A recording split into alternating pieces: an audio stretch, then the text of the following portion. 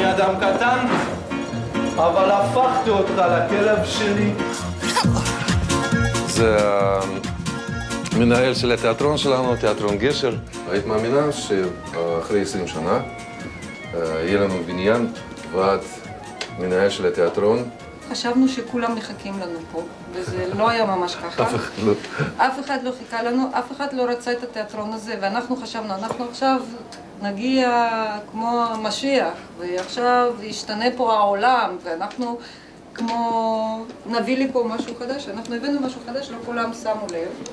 5 ימים בשבוע אתה נמצא אצל העיקרה הפולניה שלך, וכשאתה סוף סוף מגיע, אתה מתחיל להטיף? בכל מקום איפה שאני נמצאת, כולם שואלים, תגידי לי, סשה דמידוב אולי פנוי?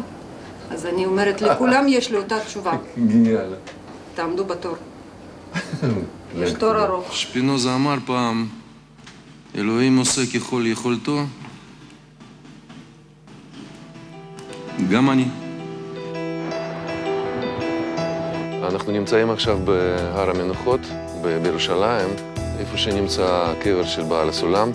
אי שם עמוק בתוך תוכנו, תמונים קולות וזיכרונות. זה ממש היה בזמן המלחמה, ב-91.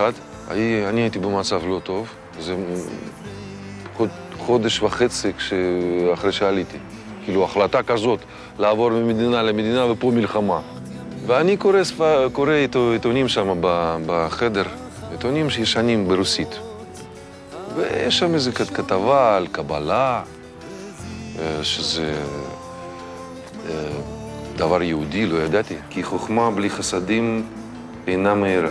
ספרי פלאים ומנגינות. כשאתה נכנס לרוחניות, אתה מגלה שהעולם שלנו הוא מדומה, הוא כמו חלום, הוא לא אמיתי. זה כמו דמיון כזה. וכשאתה נכנס לשם, אתה מרגיש שמה שאתה מרגיש שם, זה באמת אמיתי. למרות שזה נשמע מוזר, מה שאני אומר עכשיו. לא רציני, לא... אבל זה נפלא. אני עכשיו בבית, אנחנו ממשיכים את המסע שלנו, ושמה אתם רואים אחריי יפהפייה שלי. אשתי סבטלנה דמידוב, שחקנית, ופשוט אישה יפה. את מבסוטה מבחינת זו שאת אשתי, או שאת... ממך אני באמת מאוד מאוד מרוצה. כן, תודה. אמרו לי שיש בחור בכיתה הראשונה, כאילו, הקורס הראשון, שהוא שר פנטסטי, כזה מיוחד. אז אנחנו הסתכלנו בהפסקה בחור כזה בדלת, איזה בחור שם, בדיוק בזמן הזה הוא שר. אני אמרתי, וואו, איזה גבר. הכניס אותם באהבה לתוך לבכם. רקדנו ביחד. כן, רקדנו. וזהו. מה עוד אפשר? קניתי אותך. לגמרי, לתמיד. אוקיי. אבל עכשיו אני לומד קבלה, זה מפריע לך? אני כאילו בלילות אני נוסע לאן שהוא לא יודע לאן. אני מקבלת את זה, ואני מאמינה לך, וגם אני יכולה תמיד לבדוק. ב3 בלילה אני יכולה לפתוח את טלוויזיה ולהגיד, הנה סשה. איזה ערוץ את פותחת? 66. בבקשה. עכשיו אני רוצה לקרוא משהו ממה שכתב בעל הסולם, על מוזיקה. ואם הניגון מעורר את האנשים ששומעים אותו עד לבכי, אז זה נקרא ניגון.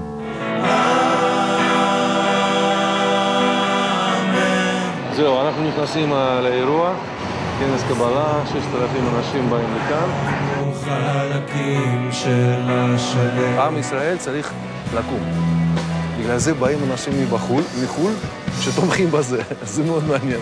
Hi, my friend. How are you? I'm Christian. But, you know, Kabbalah is not religion, it's not depend of nationality.